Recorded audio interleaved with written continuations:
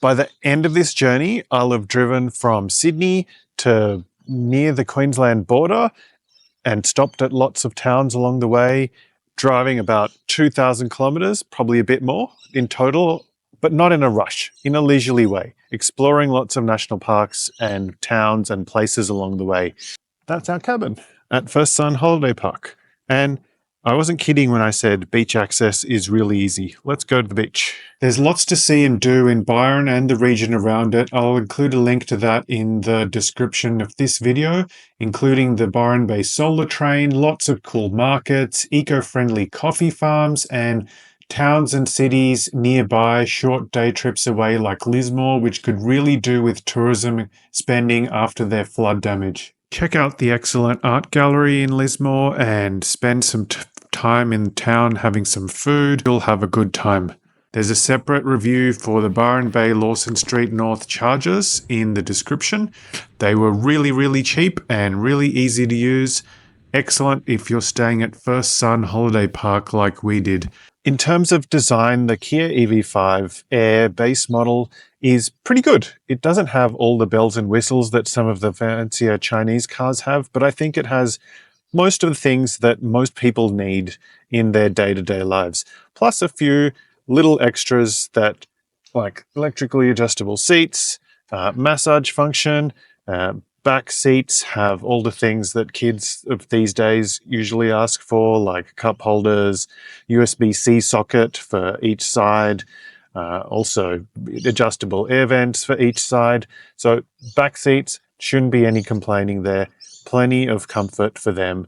And the general noise harshness is very low. The Kia's done a good job insulating the car from highway noise, so there shouldn't be any complaints about that either. The only thing that I find a bit annoying about the Kia EV5 in design is this area. Instead of having a center console with space, there's this weird pouch, which isn't really useful because if you put your phone in a pouch, it's going to overheat while running Android Auto or Apple CarPlay. This is fine, though I wish this was a bit softer. My elbow felt a bit sore resting on this. It's kind of hard. So yeah, Kia, I would say, please put a proper storage space here. If you refresh the Kia EV5 pouches, they're for kangaroos and other marsupials, not for cars. We weren't in a rush on the way south to Coffs Harbour where we stayed overnight because we did quite a few coastal walks and beachside stops to have a look at different views and lookouts along the way. And then I thought I should mention something. Kia has a habit of, on its electric cars, the wheel arches are gloss black on the GT line spec quite often. I think that's a big mistake. It'll get damaged and dusty much more obviously. The Air has matte finish instead. That is much more sensible and will last and look a lot better over the long term of your car ownership. Don't do gloss black, please, car makers.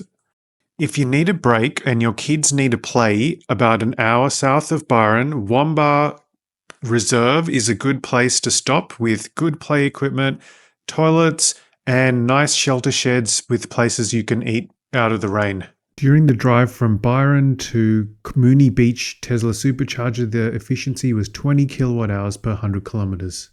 Back at Moonee Beach again, Tesla Superchargers. You can't beat them for reliability and ease of access. There's 15 here, and it's the simplest way to charge if you've left near the Queensland border and are going south and you already had a lot of charge when you started. There's going to be a new set of Tesla Superchargers at New Italy, which is much closer to the Queensland border for those who need to charge there. And that will be open access to all CCS port cars like Kias and almost all other electric cars on the market as well. So happy charging. A quick shout out to Sawtell Beach's Trio Cafe and Hearthfire Bakery, both of which are located on their main street, which is lovely and tree-lined with lots of shade, and the food is absolutely delicious. We went there several times, highly recommended.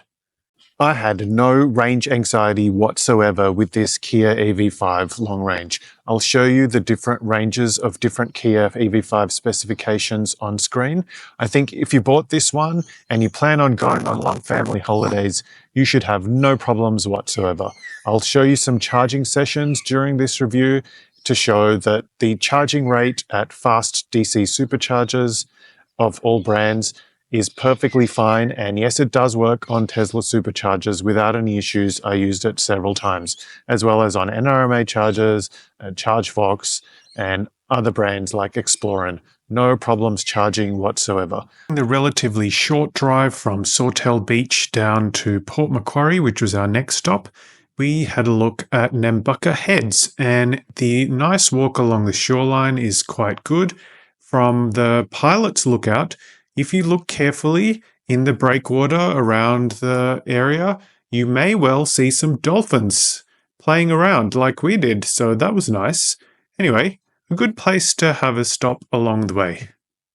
After more heavy rain along the way, during which the EV5 behaved very well and kept good traction on the road, we arrived at NRMA Port Macquarie Breakwall Caravan Park after 191 kilometres of driving, with an efficiency of 19 kilowatt hours per 100 kilometres from Tesla Moonee Beach superchargers. If you see an electric car charger like this, which is BYO, your own Type 2 cable, your car will be able to charge at it in quite different speed levels depending on the car specifications.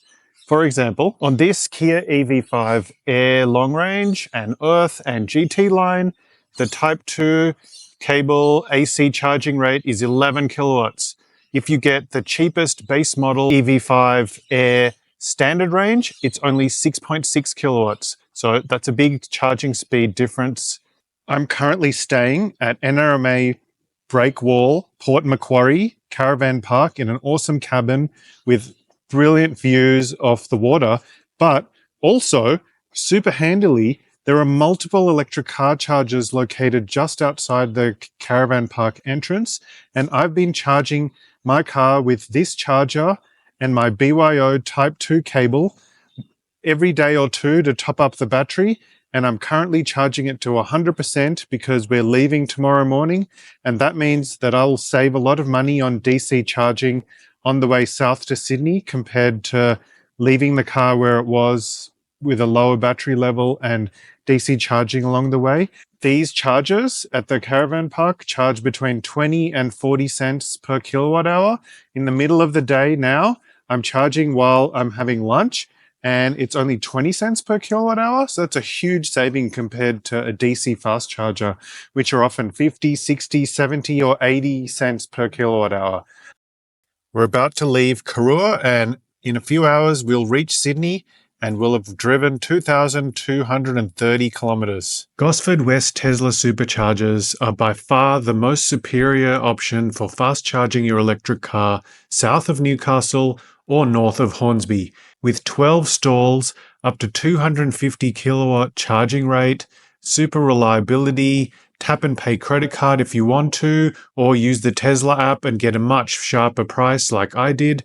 It cannot be beaten compared to all the other options from Ampol, EV, BP, etc. along this route. After driving this car for 2,230 kilometres from Sydney to the Queensland border and back again, I've decided this car is a lot like our Prime Minister, Anthony Albanese. And the reason why it's selling is the same reason why Labor won the national elections a couple of days ago. It's because, is this car really exciting? No.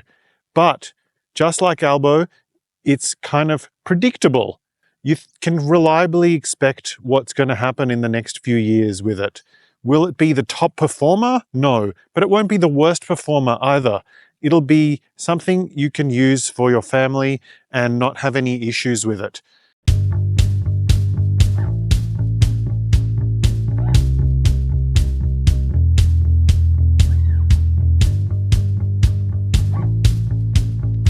Thanks for liking, subscribing, and sharing my videos. It really helps me make more videos like this for you. And have a look at the suggested videos up above. I'm pretty sure you'll like those as well. Thanks, and see you later.